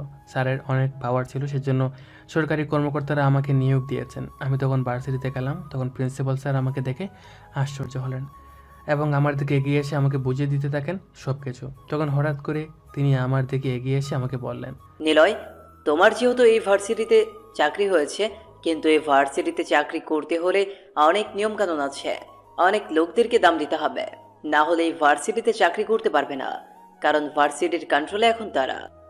আমি বুঝতে পারলাম স্যার এই লোকগুলোর কথাই বলছিলেন, কিন্তু এখন আমাকে এসব নিয়ে কথা বললে হবে না। এখন আপাতত স্যার যা বলে তাতেই রাজি হতে হবে, কারণ এখন যদি আমি স্যারের কথায় না রাজি হই, পরে কিন্তু আমি এই বিষয়ে জানতে পারবো না। তখন আমি স্যারের কথায় রাজি হয়ে গেলাম এবং স্যার বললেন আমাকে পরিচয় করিয়ে দেবেন ওদের সাথে। এভাবে চলতে থাকলো আমাদের দিন। হঠাৎ করে আজ সকাল থেকে বাবির অবস্থা একদম খারাপ হয়ে গেল। তখন ডাক্তার আমাদেরকে নিয়ে গেলেন তার কাছে। তার অবস্থা একদম খারাপ। হঠাৎ করে অতি দ্রুত নিঃশ্বাস নিতে শুরু করলেন। তখন ভাইয়া বাবিকে জড়িয়ে ধরে কান্না করে দিলে। আমি ভাইয়াকে শান্ত করার চেষ্টা করছি, কিন্তু তখনই ডাক্তার আমাদেরকে জানালেন, আমরা খুবই দুঃখিত, উনি আর বেঁচে নেই। উনি এই পৃথিবীর মায়া ত্যাগ করে চলে গেছেন। ভাইয়া চিৎকার করে কান্না করছিল। আমারও কেন জানি কান্না পাচ্ছিল। এই কয়েকদিন আগেই তো মেয়েটা ভালো ছিল, এখন হঠাৎ করে অসুস্থ হয়ে মারা গেল। আসলে জীবনে কখন কার কি হয়ে যায় এটা বলা সত্যি অনেক কষ্টকর। আমার অনেক কষ্ট হচ্ছিল, সে আমাকে অনেক কষ্ট দিয়েছে, কিন্তু তার জন্য আমার কেন জানি কষ্ট হচ্ছিল। তখন সব ঝামেলা শেষ করে আমি আবার ভার্সিটিতে গেলাম। প্রায় 3 দিন পর তখন প্রিন্সিপাল স্যার আমাকে রুমে ডেকে নিয়ে গেলেন। সেখানে দেখলাম 2-3 জন লোক বসা। তারা আমাদেরকে দেখে বললেন, প্রিন্সিপাল স্যার কি আমাদের কলেজের নতুন প্রফেসর? জি, ওনাকে এখানে নতুন করে নিয়োগ দেওয়া হয়েছে, ওনার সাথে পরিচিত হন। তখন দেখলাম একটা লোক আমার দিকে এগিয়ে এসে হাত বাড়িয়ে দিয়ে বলল, হ্যালো মিস্টার, আমি হচ্ছি নীরব, নেশন স্পটের চেয়ারম্যান। আমি কখনো ইউনিভার্সিটিতে আসি না, শুধু আজকে তোমার সাথে দেখা করার জন্য ইউনিভার্সিটিতে এসেছি। তোমার সাথে পরিচিত হওয়ার জন্য যখনই কোনো নতুন শিক্ষক নিয়োগ দেই ইউনিভার্সিটিতে, তার সাথে আমরা পরিচিত হতে আসি, কারণ ইউনিভার্সিটির সাথে আমাদের একটা আলাদা সম্পর্ক আছে। তখন চুপচাপ তার সাথে হাত মেলালাম। তখন সে আমাকে বলল, দেখুন মিস্টার, তুমি যেহেতু ইউনিভার্সিটিতে চাকরি পেয়েছো, তার মানে তুমি এখন দায়িত্বশীল। কিন্তু এই ভার্সিটির কন্ট্রোল কিন্তু সব কিছু আমরাই করি এবং ভার্সিটিতে আমরা যাই বলি তাই হয়। এই ভার্সিটি নিয়ে বেশি বাড়াবাড়ি করতে পারবে না। ছেলেমেয়ে যেরকম ইচ্ছা চলাফেরা করবে, আমাদের গ্রুপের ছেলেমেয়েদের কোনো সমস্যা তুমি করতে পারবে না। দেখুন মিস্টার, আমি একজন শিক্ষক এবং এখানে আমি মহান একটা পেশায় আছি। এখানে আমি ঝামেলা করতে চাই না। আর আপনারা ভদ্রতার সহিত কথা বলুন। আমাকে তুমি করে কেন বলছেন? আমি একজন শিক্ষক, আমাকে আপনি করে বলুন। তখন হঠাৎ করে প্রিন্সিপাল স্যার আমার কাছে এগিয়ে এসে আমার কাঁধে হাত দিয়ে বললেন, নিলয়, ঝামেলা করার চেষ্টা করো না। তুমি এখানে চাকরির জন্য এসেছো নতুন, তাই কিছুই বুঝতে পারছো না। এনারা এই ভার্সিটিটা কন্ট্রোল করেন। তুমি যদি এখন এইসব ঝামেলায় জড়াও, তাহলে কিন্তু তোমার ভবিষ্যৎ ধ্বংস হয়ে যাবে। এনারা কিন্তু খুবই ভয়ঙ্কর, তাই শুধু শুধু ঝামেলা না করে তারা যা বলছে তা শোনো। তখন সেই লোকটা আমার দিকে এগিয়ে এসে আমার কাঁধে হাত দিয়ে বলল, এই ভার্সিটিতে আমার গ্রুপ চলবে এবং সব ছেলেমেয়ে আমার গ্রুপের সদস্য হবে। যদি কোনো গ্রুপ এই ভার্সিটিতে ঢোকে, তাহলে কিন্তু ধ্বংস করে দিব সব কিছু। আমি কতটা ভয়ঙ্কর সেই বিষয়ে তোমার কোনো ধারণা নেই মিস্টার, তাই ভালো মতো বলছি, আমি যা বলি তাই শোনো। এর বাইরে কিছু করতে যেও না, তাহলে নিজের বিপদ নিজেই ডেকে আনবে। আমি বুঝতে পারলাম এখন তাদের কথা মেনে নেওয়া ছাড়া আমার কোনো উপায় নেই। তাই আমি তাদের কথা মেনে নেওয়ার সিদ্ধান্ত নিলাম এবং স্যারের সাথেও এ বিষয়ে কথা বললাম। স্যারও একই কথা বললেন, যাতে ওদের কথা মেনে নিই এবং পরবর্তীতে এসব নিয়ে কথা বলবো। এখন আমাদেরকে এসব বিষয় নিয়ে কথা বললে হবে না। এখন আমাদের আরও বড় একটা মিশন আছে, সেটা বাস্তবায়ন করতে হবে। প্রায় 1 মাস ধরে ভার্সিটিতে চাকরি করছি। ভার্সিটির বিভিন্ন অনৈতিক বিষয় আমি দেখতে পাচ্ছি, সেগুলো বসকে জানাচ্ছি। বস এর বিরুদ্ধে ব্যবস্থা নেওয়ার সিদ্ধান্ত নিয়েছেন, কিন্তু তারা এমন একটা অবস্থানে চলে এসেছে তখন তাদের বিরুদ্ধে সহজে কোনো ব্যবস্থা নেওয়া সম্ভব নয়। এর মধ্যে আমার পরিবারও ঝামেলা শুরু হলো। কেউ কাজ করতে পারছে না, আম্মু অসুস্থ। এর মধ্যে হঠাৎ করে একটা ঝামেলা এসে আমার মাথা জুটলো। একটা মেয়ের বাবা, তার আমাকে দেখে পছন্দ হয়েছে। এখন আম্মু আমাকে জোর করে বিয়ে দিতে চাইছে। মামা মামিও রাজি হয়ে গেছে বিয়েতে। এখন যে করেই হোক আমাকে মেয়ে দেখতে যেতে হবে। এখন আমি কিন্তু রাজি নই এই বিয়েতে। কী করবো কিছু বুঝতে পারছিলাম না। সারা জীবন শুনে আসলাম যে মেয়ের বাবার কাছে ছেলের বাবা বিয়ের প্রস্তাব দেয়, কিন্তু আজ দেখছি ছেলের বাড়ির লোকের কাছে মেয়ের বাবা বিয়ের প্রস্তাব দিয়েছে। এটা আমার কাছে খুবই হাস্যকর মনে হলো, কিন্তু কিছুই করার নেই। আমার উপর এমন চাপ পড়েছে যে আমাকে যে করেই হোক এখন মেয়ের সাথে দেখা করতে হবে, নইলে কিছুতেই এখানে থাকা সম্ভব হবে না। তাই আর কী করার, বাধ্য ছেলের মতো চলে গেলাম মেয়ের সাথে দেখা করতে। সেখানে গিয়ে অনেক সমস্যার সম্মুখীন হলাম, সেগুলো না হয় একটু পরেই বলছি। এর আগে তাড়াতাড়ি করে আমার বিয়েটা হয়ে গেল 2-3 দিনের ভিতর। বউ আমার বড়ি মারাত্মক, তাকে থেকে আমার খুব ভয় লাগছিল। সেজন্য বাসর করে ঢুকতেই অনেক লেট করলাম। আমি সেই 3 ঘন্টা ধরে সেজেগুজে বাসর ঘরে বসে আছি। আমার জামাইয়ের কোনো খোঁজই নেই। এখন রাত 2টা বাজে।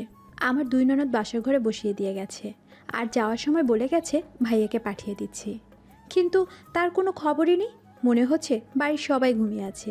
এটাই স্বাভাবিক। এই কয়েকদিন বিয়ের ঝামেলায় সবাই কাহিল, কিন্তু আমার জামাই গেল কই? নতুন বউ আমি, সব কিছু ভালো করে চিনিও না, কী যে করি। ও, আপনাদের তো আমার পরিচয়টা দেওয়া হলো না। আমার নাম জ্যোতি। এবার এইচএসসি পরীক্ষা দিলাম। আমার 3 বোন, আমি সবার ছোট। বড় আর মেজো আপু নিজেদের পছন্দ মতোই বিয়ে করেছে। এই জন্যই আমি আমার বাবার পছন্দ করা ছেলেকে বিয়ে করেছি। জীবনে অনেক ছেলেকেই ভালো লেগেছে, কিন্তু ভালোবাসিনি। আমি সব সময় চেয়েছি বাবার পছন্দ করা ছেলেকেই বিয়ে করব। আমার জামাই একটা কলেজের প্রফেসর, খুবই সাদাসিধে মানুষ। আমি যেমন, তার ঠিক উল্টোটা। বান্ধবীদের কাছে শুনতাম ছেলেরা বেশি পড়ালেখা করলে নাকি দিন দিন বলদ হয়ে যায়। আমার জামাইটাও সেরকমই। আর এই বলদকে মানুষ করার দায়িত্ব আমাকে দিয়েছে আমার শ্বশুরমশাই। শুরু থেকে বলি, একদিন বিকেলে বসে বসে গল্পের বই পড়ছি, এমন সময় বাবা হাঁপাতে হাঁপাতে এসে বলল আমার মাকে, কে গো, জ্যোতির মা? কি হলো আবার? আজকে রাস্তায় একটা ছেলেকে দেখলাম, অনেক ভালো, গরিব মানুষের অনেক উপকার করছে। আমার ভীষণ পছন্দ হয়েছে ছেলেটাকে। আমার এক বন্ধুর পরিচিত, বন্ধুর মুখে সব খোঁজখবর নিয়ে জানলাম খুবই ভালো পরিবার, 2 ভাই 1 বোন। ছেলেটা প্রফেসর, দেখতে শুনতে খুবই ভালো, জ্যোতির সাথেও ভালো মানাবে। তাই আমার ওই বন্ধুকে দিয়ে সব খোঁজখবর নিতে পাঠালাম। কিন্তু যুথি কি এখন বিয়েতে রাজি হবে? হবে মানে 100 বার হবে। আমি আমার এই মেয়েটার উপর ভরসা রাখি। সেই দিন বাবার এই কথা শুনে পুরোপুরি ভদ্রমেয়ে সেজে গেলাম। কি আর করার, সব ভালো লাগার মানুষকে ভুলে গেলাম। 1 সপ্তাহ পরে আমাকে দেখতে এলো। আমাকে তাদের পছন্দ হলো। ছেলে আর আমাকে একটা রুমে পাঠানো হলো আমার 2 দুলাভাইদের আগ্রহতে। আমার থেকে আমার 2 দুলাভাই বেশি খুশি। কেন বুঝলাম না। আমি ছেলের সামনে বসে আছি, আমি বুঝতে পারছি না আমি ছেলে দেখতে এসেছি নাকি ছেলে আমাকে দেখতে এসেছে। সে চুপচাপ নিচের দিকে তাকিয়ে আছে। আমার যেন মনে হচ্ছে কি যেন দেখছে মনোযোগ সহকারে। আমি একটু নড়েচড়ে বসলাম, সেও একটু নড়েচড়ে উঠল। এবার দেখলাম ঘরের সব কিছু খুঁটিয়ে খুঁটিয়ে দেখছে। তাকে যেন বলা হয়েছে ঘরের সব কিছু দেখতে। আমার মেজাজটাও খারাপ হচ্ছে। আমার আবার একটা দোষ আছে, অল্পতে রেগে যাই। এবার আমি তাকে বললাম, আপনার ঘরে সব কিছু দেখা হয়েছে? ইয়ে না, মানে কি মানে মানে করছেন? আমাকে কিছু জিজ্ঞাসা করুন। ও তাই তো, আমার নাম নিলয়, আপনার নাম জানতে পারি? না, পারবেন না। ও ঠিক আছে, সমস্যা নেই, পরে জেনে নিব। এইটুকু কথা বলে আবার চুপ করে আছে। এবার দেখলাম পকেট থেকে একটা মোবাইল বের করে অযথা টিপাটিপি করছে। আমার মেজাজ আরও গরম হয়ে গেল। আমি বললাম, আর কিছু বলবেন? এবারও নিচের দিকে তাকিয়ে বলল, আপনি কাউকে ভালোবাসেন? আমি অবাক হলাম কথাটা শুনে।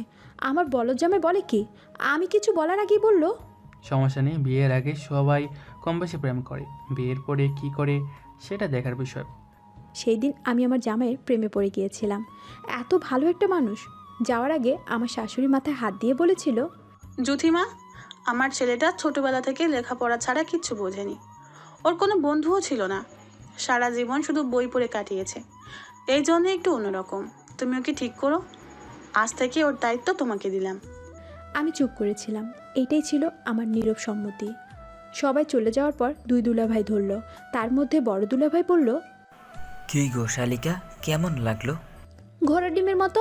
কিন্তু তোমাদের এত আগ্রহ কেন শুনি? কি যে বলো, তুমি আমাদের একমাত্র শালি, তোমার সব ভালো মন্দ আমাদেরই দেখতে হবে না? যার যার বইয়ের খোঁজ খবর নাও, বুঝলে? এখনই এই পরে আমাদের ভুলে যাবে, বুঝতে পারছি। এই বলে দুজনেই খুব হাসাহাসি করতে লাগলো। আমি সরে গেলাম। না হলে আরও কত কি শুনতে হবে কে জানে। 1 মাসের ভিতরেই আমার বিয়ে হয়ে গেল। আর আমি সেই 3 ঘন্টা ধরে বসে আছি। জামাইয়ের কোনো খোঁজই নেই। হঠাৎ করে শব্দে চমকে উঠলাম। আমার জামাই ঘরে ঢুকেছে। আমি ঘুমটা ভালো করে টেনে নিলাম। শুনেছি বাসর ঘরে রাগ করতে নেই, তাই আমি খুশি মনে আছি। আমি ঘুমটার ভিতরে বুঝতে পারছি দূরে দাঁড়িয়ে আছে। আমার মনে হয় ভাবছে কি করবে। আমি নিজেই খাট থেকে নেমে সালাম করলাম। ও লজ্জা পেয়ে খাটে উঠে বসলো। আমি কি লজ্জা পাবো? আমার জামাই নিজে লজ্জায় লাল। এবার আমাকে বলল, আসলে আমি দুঃখিত। কেন? এই যে আপনাকে বসিয়ে রেখেছি বলি, আমি একটা বই পড়ছিলাম, কখন ঘুমিয়ে পড়েছি বুঝতে পারিনি। ও আচ্ছা। আপনি এখনও জেগে আছেন কেন? ঘুমিয়ে পড়ুন, অনেক রাত হলো। ইস, কত স্বপ্ন ছিল বাসরাত নিয়ে, সব মাটি হলো। কি বলবো এই হাদারামটাকে। আমার ওর কথা শুনে ভীষণ রাগ হলো। আমি রাগের সাথে ওর দিকে তাকালাম। ও কিছুটা মিনমিন করে বলল, আসলে আপনার অনেক কষ্ট হয়েছে তো এই জন্য ঘুমাতে পারলাম। যদি বলেন তাহলে আমি আপনার সাথে সারা রাত বসে থাকবো। তোমার সারা রাত বসে থাকতে হবে না, আমি যা যা বলি মন দিয়ে শোনো, ঠিক আছে আমার বাবুটা? ও মনে হলো একটু লজ্জা পেল, তারপরও মাথা কাত করে সম্মতি জানালো। আমি বললাম, প্রথম কথা হলো আমাকে তুমি করে বলতে হবে। প্রতি সপ্তাহে শপিং করতে নিয়ে যেতে হবে এবং ছুটির দিনে ঘুরতে নিতে হবে।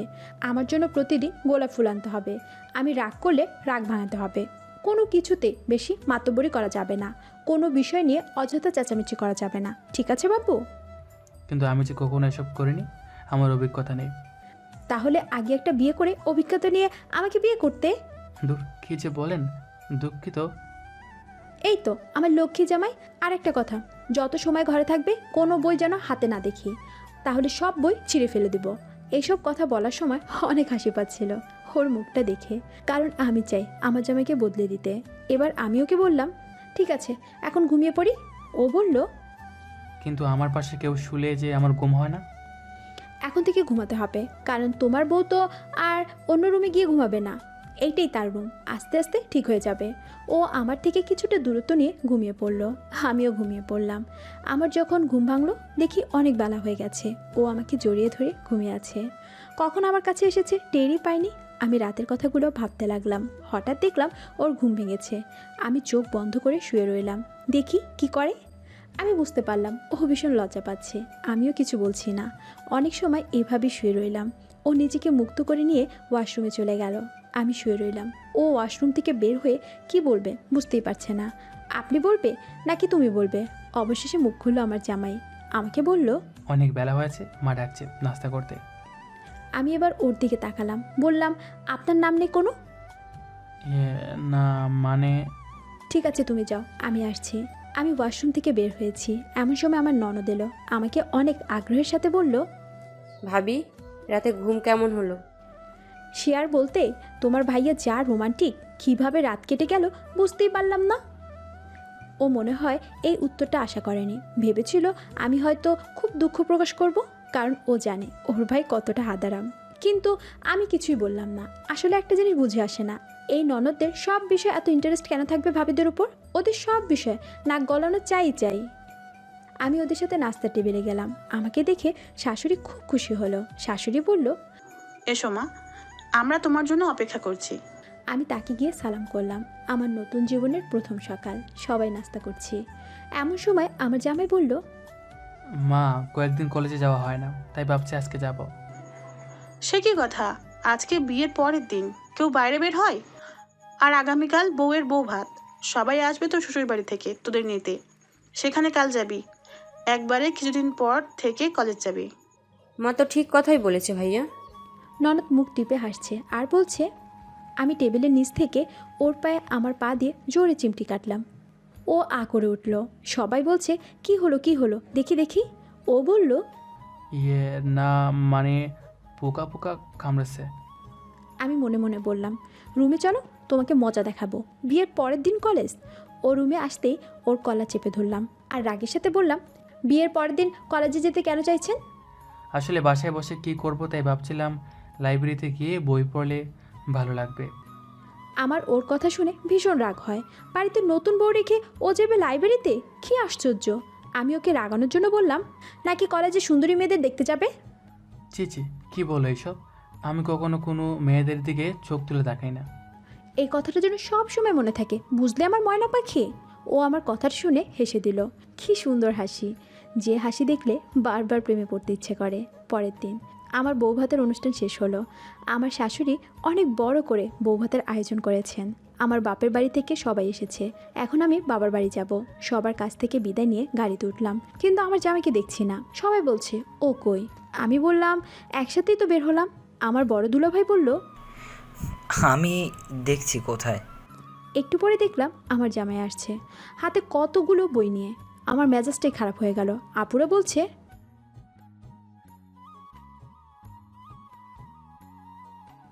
আমি রেগে বললাম, গাড়িতে সবাইকে পড়তে দিবে? ও আমার পাশে বসে দাঁত কেলিয়ে বলল, যদি বইগুলো দারুণ পড়তে, তাই নিয়ে এলাম। তোমাদের বাসায় বসে পড়তে পারবো।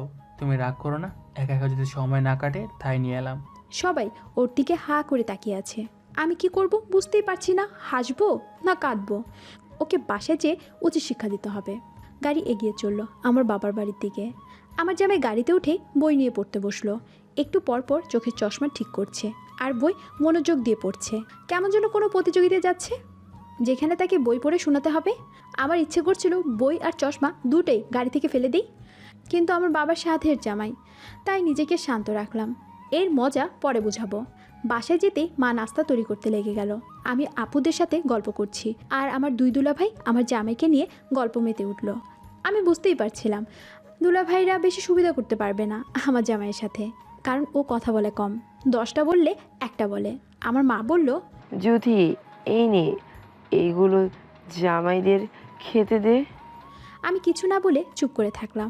মা সরে যেতে আমার হাদারাম বটটার শরবতের ভিতর ভালো করে লবণ মিশালাম। এবার দেখি কি করো। দুই দুলাভাইকে শরবত দিলাম, আমার জামাইকেও দিলাম। দুলাভাইরা চলে গেল। এবার আমার জামাই শরবত মুখে দিতে পারে কি, থু দিয়ে ফেলে দিল আর আমাকে বলল, জ্যোতি, শরবতের ভিতর মনে হয় চিনির বোতলে লবণ দিয়েছো, তাই এমন লাগছে। আমি বললাম, আমি ইচ্ছে করে দিয়েছি বুঝলেন। ও আমার দিকে অবাক চোখে তাকিয়ে আছে। ওর মনে হচ্ছে আমি হয়তো পাগল টাগল হয়ে গেছি। আমি বললাম, আচ্ছা তুমি এমন কেন? কেন, আমি আবার কি করলাম? তুমি যা বলছো আমি তো তাই শুনছি। ঘোড়ার ডিম শুনছো? কোথায় দেখেছো নতুন জামাই শ্বশুরবাড়িতে এক গাদা বই নিয়ে আসতে? না মানে আমি ভাবলাম একা একা কি করব, তাই নিয়ে এলাম। ঠিক আছে, তুমি বললে আর পড়বো না।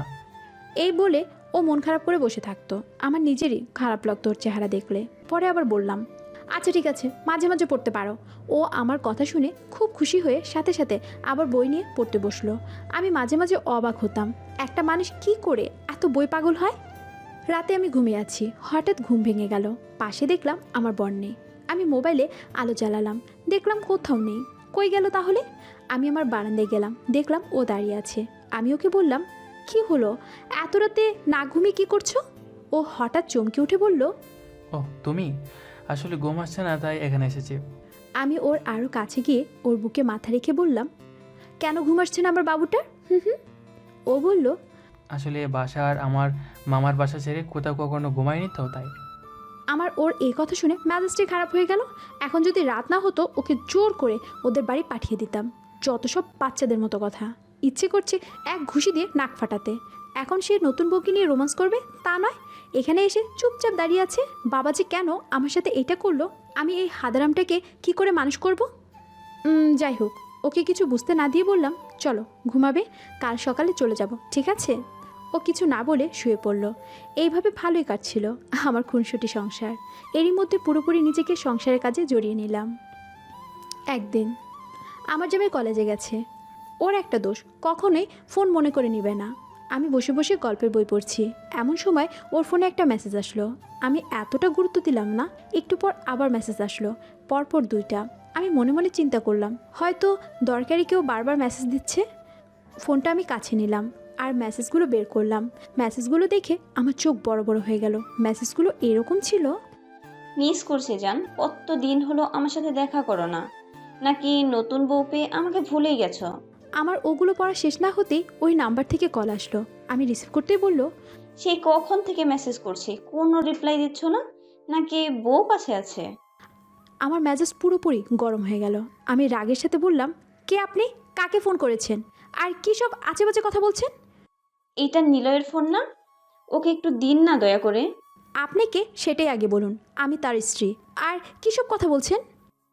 ঠিকই বলছি, নিলয়ের সাথে আমার 2 বছরের সম্পর্ক। সে শুধু আপনাকে বিয়ে করেছে বাবা মায়ের কথা রাখতে। আমি আপনার কথা বিশ্বাস করি না। আপনি না বিশ্বাস করলে আমার কিচ্ছু করার নেই। আপনি কে সেটা আগে বলুন। আমি কে সেটা না হয় নিলয়ের কাছেই জেনে নেবেন। এই বলে মেয়েটা ফোন কেটে দিল। ওর কথা শুনে আমার সমস্ত শরীর বেয়ে তরতর করে ঘাম পড়তে লাগলো। আমার চারিদিকে অন্ধকার হয়ে গেল। এমন কথার জন্য আমি কোনোদিনও প্রস্তুত ছিলাম না। আমার কিছুতেই বিশ্বাস হচ্ছে না মেয়েটার কথা।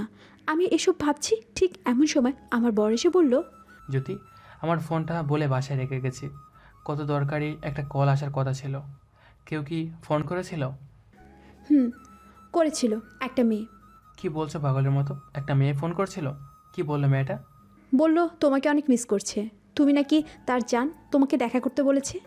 তোমার কি মাথা খারাপ হয়েছে? আমি আবার কার জান হব? এই বলে ও আমার হাত ধরলো। আমি ওর হাত ঝাড়া দিয়ে বললাম, আমাকে মোটো স্পর্শ করবে না, তোমাদের 2 বছরের সম্পর্ক, এটাও বলেছে। আরে কেউ দুষ্টুমি করে হয়তো বলেছে, বাদ দাও তো এইসব। চলো তোমাকে নিয়ে আজকে ঘুরতে যাব। এইসব নিয়ে কেউ দুষ্টামি করো না নিলয়, আমি আজই চলে যাব, তুমি থাকো তোমার এই মেয়েকে নিয়ে। এই বলে আমি ব্যাগ গোছাতে লাগলাম। ও আমাকে বলল, তুমি কিন্তু সামান্য জিনিস নিয়ে বেশি করছো। এটা তো তোমার কাছে সামান্য জিনিস হবেই, তুমি তোমার বাবা মায়ের কথা রাখতে আমাকে বিয়ে করেছো। তুমি বিশ্বাস করো, তুমি ছাড়া আর কোনো মেয়ে আসেনি আমার জীবনে। সেই দিন আমার রাগ চরমে পৌঁছে গিয়েছিল। আমি কারো কথা শুনিনি। আমাকে সবাই বলেছে আমার কোথাও ভুল হচ্ছে, কিন্তু আমি কারো কথা না শুনে বাবার বাড়িতে চলে আসি। বাবা মা আমাকে দেখে অবাক, আমাকে বলল, কে রে মা, একা এলি যে, জামাই কোথায়? ও আসেনি।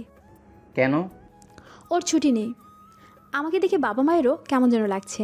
বাবা আমার কাছে এসে বলল, কি হয়েছে মা তোর? জামাইয়ের সাথে কোনো ঝামেলা হয়নি তো? বাবা আমার এখন ভালো লাগছে না, পরে কথা বলবো। আমি এই বলে আমার রুমে চলে গেলাম। এরই মধ্যে নিলয়ের ফোন আসলো। আমি রাগে ফোন বন্ধ করে রাখলাম।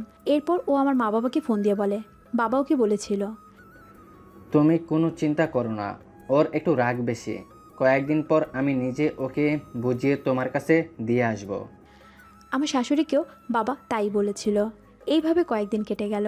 আমার কেমন যেন ওর জন্য কষ্ট হতে লাগলো। ওর শূন্যতা আমি প্রতিটা মুহূর্তে অনুভব করতে লাগলাম। ওকে যে আমি অনেক বেশি ভালোবাসি, তাই তো সেই দিনের কথাগুলো আমি কিছুতেই মানতে পারছিলাম না। কিন্তু ও তো একবার হলো আমাকে নিতে আসতে পারতো। আমি বলেছিলাম আমার কাছে কোনো দিন তুমি আসবে না, ও ঠিক তাই করলো। আমার বোকা জামাইটা আমার রাগটাই শুধু দেখলো, আর ওকে কতটা ভালোবাসি এটা বুঝলোই না। একদিন আমি অনেক অসুস্থ হয়ে পড়লাম। আমাকে জলদি করে ডাক্তারখানায় নেওয়া হলো। ডাক্তার বলল আমি মা হতে চলেছি। সেই দিন এই খবর শুনে সবাই অনেক খুশি। বাবা আমার শ্বশুরবাড়িতে খবর দিল, সবাই খুব খুশি। কিন্তু আমার দিন দিন ওর উপর অভিমানটা বেশি হতে লাগলো। আমি ঠিক করলাম এই খবরটা ওকে জানাবো না। ও একবার তো এসে আমার রাগ ভাঙাতে পারতো। আমি এতদিন থেকে জ্যোতির সাথে অভিনয় করছিলাম শুধুমাত্র এটার জন্য যে আমরা একটা অভিযান করব, সেটাতে যদি আমার মৃত্যু হয় তাহলে আমার বউয়ের কী হবে। সেই কথা চিন্তা করে আমি আর তার সাথে কোনো রকম সম্পর্ক জড়াতে চাইছিলাম না, কারণ আমি যদি মারা যাই আর এরকমভাবে তার সাথে ভালোবাসার গড় বাঁধতে থাকি তাহলে আমার মৃত্যু সে সহ্য করতে পারবে না, যেভাবে ভাইয়া সহ্য করতে পারছিল না ভাবির মৃত্যু। কিন্তু তার থেকে দূরে থাকা আমার জন্য মৃত্যুর সমান কষ্টকর হয়ে পড়ছিল। এর মধ্যে যখন শুনলাম বাবা হতে চলেছি, তখন যেন আমার আর তার থেকে দূরে থাকা সম্ভব হলো না। আমি দৌড়ে তার কাছে চলে গেলাম, কিন্তু তখনই বস আমাকে কল দিল। নিলয়, তোমার সাথে যে কথা বলেছিলাম আমাদের অভিযানের বিষয়ে তোমাদের ভার্সিটিতে, সেটা আমরা কালকে শুরু করব। কালকে তোমার ভার্সিটির প্রিন্সিপালকে আমরা ধরে নিয়ে আসবো। তার বিরুদ্ধে অনেক প্রমাণ জমা হয়ে গেছে, সাথে ওই 2টা লোককেও আমরা ধরে নিয়েছি। ওকে স্যার, আপনি কোনো চিন্তা করবেন না, আমি প্রস্তুত আছি। আপনি শুধু আমাকে কল করবেন। সকল ছাত্রছাত্রীদেরকে জমা করতে হবে, কারণ সবার সামনে এরকম জঘন্য অপরাধের শাস্তি হওয়া দরকার। ওকে স্যার, আমি দেখছি বিষয়টা। আমার জন্য তার সামনে আর এগোতে পারলাম না, কারণ এটাই আমার জীবনের একটা লক্ষ্য এবং সেই লক্ষ্যের সম্মুখে আমি দাঁড়িয়ে আছি। এখন যদি আমি চলে যাই ফিরে আবার তার কাছে, তাহলে কালকে আমার জীবনে যদি কিছু হয়ে যায় সে সহ্য করতে পারবে না। ধৈর্য নিয়ে বসে থাকলাম পরের দিনের জন্য। যদি বেঁচে ফিরি তাহলে তার কাছে যাব, আর যদি মারা যাই তাহলে সব কিছু এখানেই শেষ হয়ে যাবে। পরের দিন সকাল হতেই আমি, বস আর কয়েকজন অফিসার মিলে বেরিয়ে পড়লাম আমাদের ভার্সিটির উদ্দেশ্যে। ভার্সিটিতে গিয়ে আমরা প্রথমে সকল ছাত্রছাত্রীদেরকে একত্রে জমা করলাম। তখন প্রিন্সিপাল স্যার আমার কাছে এগিয়ে এসে আমাকে বললেন, কি ব্যাপার নিলয়, কি হচ্ছে এখানে? এই 2 লোক কারা? তোমরা সকল ছাত্রছাত্রীদেরকে একত্র করছো কেন? এখন তো ক্লাস টাইম, ক্লাস হবে, তোমরা কেন এদের একত্র করছো? আমি তখন আর স্যারকে কিছুই বলতে রাজি না। সকল ছাত্রছাত্রী আমার দিকে তাকিয়ে আছে। তখন আমার বস সেই 2টা লোককে ধরে নিয়ে আসলেন। তাদেরকে কালকে ধরা হয়েছিল, তাদেরকে ধরে নিয়ে এসে কলেজে সবার সামনে নিয়ে আসা হলো। তখন ছাত্রছাত্রীরা সবাই অবাক হয়ে তাকিয়েছিল। তখন বস বললেন, প্রিয় শিক্ষার্থীরা, এখানে আমরা সবাই এসেছি পড়াশোনা করার জন্য, কিন্তু এই লোকগুলোর কারণে তোমাদের পড়ার জীবন ধ্বংস হয়ে যাচ্ছিল। তারা তোমাদেরকে বিভিন্নভাবে প্ররোচনা দিয়ে তোমাদেরকে বিভিন্ন দলে যুক্ত করতে চাইছিল। এই দলগুলো দেশের উন্নতি তো দূরের কথা, দেশের ক্ষতিতেই বেশি অবদান রাখছিল। আমরা যদি কোনো বিষয়ে সফল হতে চাই তাহলে প্রথমে জীবনের রাজনীতির দরকার নেই, প্রথমে আমাদের শিক্ষা দরকার। যখন একটা মানুষ শিক্ষিত হবে তখনই সে রাজনীতি এবং অন্যান্য পর্যায়ে গিয়ে নিজেকে প্রতিষ্ঠিত করতে পারবে। কিন্তু এরা তোমাদেরকে শিক্ষার সঙ্গে শিক্ষার বদলে রাজনীতি শেখাচ্ছিল, যার ফলে তোমরা কখনো একজন সফল রাজনীতিবিদ হতে পারতে না। আমাদের নেতারা, আমাদের যত বড় বড় নেতৃবৃন্দই আছে, সবাই প্রথম জীবনে লেখাপড়া করছে এবং পরে তারা রাজনীতিতে যুক্ত হয়েছেন, কিন্তু এরা তোমাদেরকে আগেই রাজনীতিতে যুক্ত করতে চাইছিল, তো এদেরকে ধরে নিয়ে যাওয়া হচ্ছে। সাথে তোমাদের জন্য খুবই খারাপ একটা সংবাদ আছে, সেটা হচ্ছে তোমাদের শিক্ষক, তোমাদের অভিভাবক যাদেরকে দেখে তোমরা শিখবে, তাদের মধ্যেই সমস্যা ছিল তোমাদের প্রিন্সিপাল স্যার এদের সাথেই যুক্ত ছিলেন, তাই তোমাদের প্রিন্সিপাল স্যারকেও আমরা ধরে নিয়ে যাচ্ছি। আমি অনুরোধ করব তোমরা আমার কথাগুলো ভেবে দেখবে। স্যার থামতেই আমাদের সাথে থাকা অফিসারগুলো ধরে রাখলো প্রিন্সিপাল স্যারকে। আমি ছাত্রছাত্রীদের উদ্দেশ্য করে বললাম, প্রথমে আপনাদের কাছ থেকে ক্ষমা চেয়ে নিচ্ছি, কারণ আমি এতদিন ধরে আপনাদের সাথে অভিনয় করেছিলাম। আপনারা আমার মতো একজন শিক্ষার্থী, আমিও একজন ছাত্র। আমি এখানে প্রফেসর সাজার শুধু নাটক করেছিলাম এই লোকটাকে ধরার জন্য। আমরা আমাদের শিক্ষাঙ্গনকে এখন আমরা একটা রাজনৈতিক দলের কাছে ছেড়ে দিতে পারি না। আমরা এখানে শিক্ষা অর্জনের জন্য এসেছি, কোনো রাজনৈতিক দলের চামচামি করার জন্য নয়। কারোর চাকর সেজে আমরা থাকতে পারবো না। আমরা শিক্ষার্থী, আমরা এদেশের আগামীর ভবিষ্যৎ। আমরা কেন নিজেদেরকে ধ্বংস করে দিব? আমাদের ভাই বোনের প্রতি আমার একটাই আহ্বান, আমরা যেন আমাদের এই ছোট্ট জীবনটাকে গড়ে যেতে পারি। কারণ আমাদের এই ছোট্ট জীবনটা যদি আমরা গড়ে যেতে পারি, তাহলে আমরা মৃত্যু এবং মৃত্যুর পরও কিন্তু এই সমাজে আমাদের দাম থাকবে। সমাজের মানুষ আমাদেরকে মনে করবে, এই দেশ আমাদেরকে স্মরণ করবে, পুরো জাতি আমাদেরকে নিয়ে গর্ব করবে। কিন্তু আমরা যদি এখনই আমাদের পরিচিত এবং সব কিছু নিয়ে ব্যস্ত হয়ে পড়ি, তাহলে পরবর্তী সময়ে আমাদের কোনো দাম থাকবে না। হয়তো লোক লজ্জার ভয়ে অথবা কেউ ভয় পেয়ে আপনাকে একটু সম্মান করবে, কিন্তু পরে কিন্তু সেটাই আপনার জন্য কাল হয়ে দাঁড়াবে। কেউ আপনাকে পছন্দ করবে না, শুধু আপনার ভয়ে আপনার সামনে ভালো মানুষ সাজার নাটক করবে, কিন্তু পেছনে পেছনে আপনাকে ঘৃণা করবে।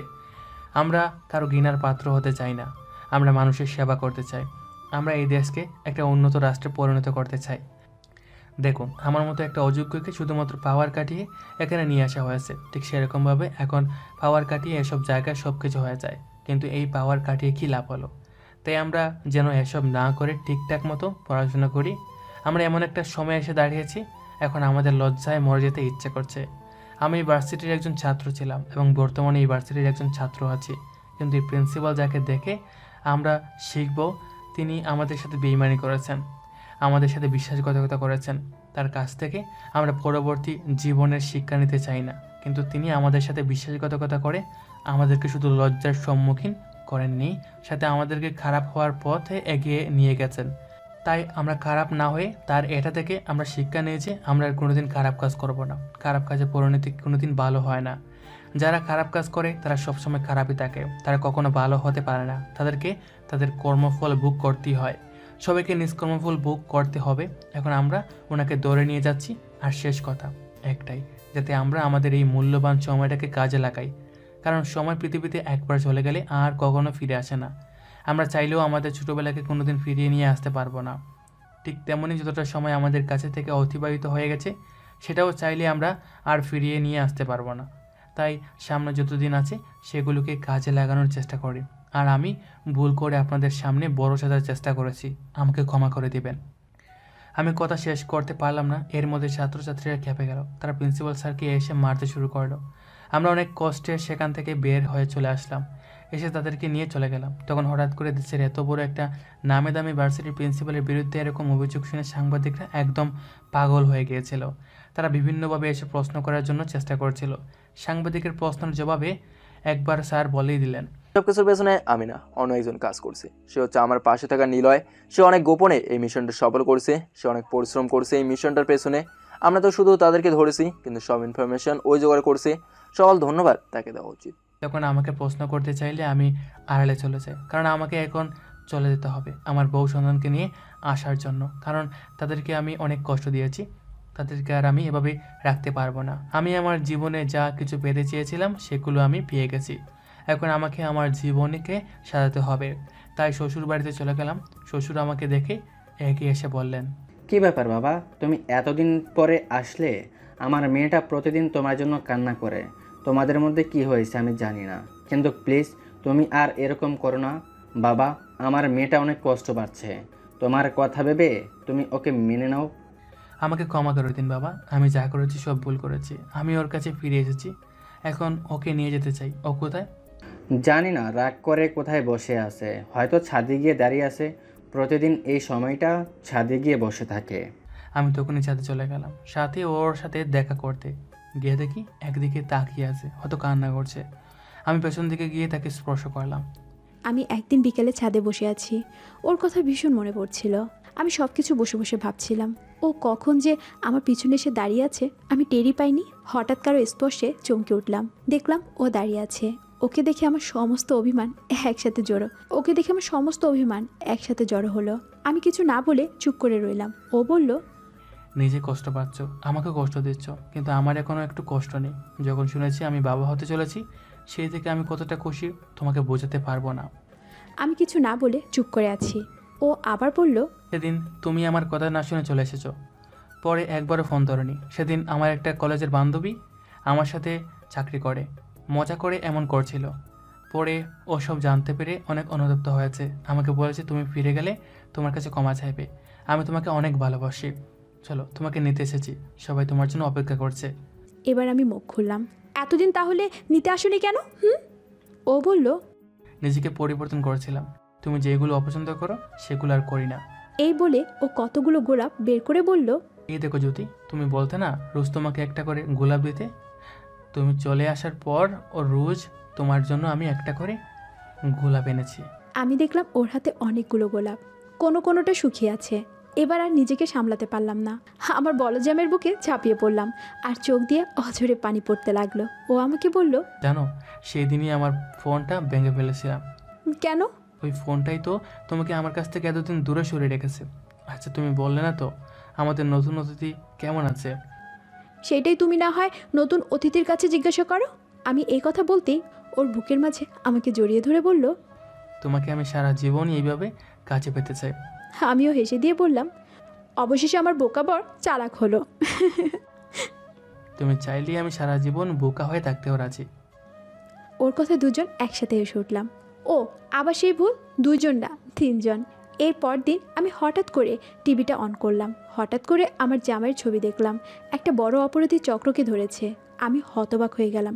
যখন জানলাম নিলয় একজন সিআইডি অফিসার, তখন নিলয় দেখলাম রুম থেকে নামছে। আমি দৌড়ে গিয়ে তার হাত ধরে টিভির কাছে নিয়ে আসলাম। সে আমার দিকে তাকিয়ে কান ধরে বলল, সরি বাবু, আমি তোমাকে এই বিষয়টা বলিনি, কারণ আমি একজন সিক্রেট অফিসার। আমার বলদ জামাই আমার সাথে এরকম করতে পারলো? আমি ওর বুকে কিলঘুষি দিতে শুরু করলাম। ও আমার সাথে অভিনয় করছিল এতদিন। এই ব্যথা পাচ্ছি তো। I love you. আমি স্বপ্ন দেখতাম আমার জামাই অনেক সাহসী হবে, কিন্তু তুমি আমাকেই জানাও নেই। সরি বাবুটা, আমিও তোমাকে অনেক ভালোবাসি। শুধু আমাকে সরি বললে হবে না, আমার ছোট্ট সোনামণির সাথেও তুমি পাটপাড়ি করেছো, ওকেও সরি বলতে হবে। সরি বাবুটা, আমিও তোমাকে অনেক ভালোবাসি। আমি হাঁটু কেড়ে বসে ওর পেটে আমার মুখ লাগিয়ে বললাম, সরি আব্বু, আমাকে ক্ষমা করে দাও, আর আব্বুর জন্য দোয়া করো যাতে তোমার আম্মুর সাথে আরও অভিনয় করতে পারি।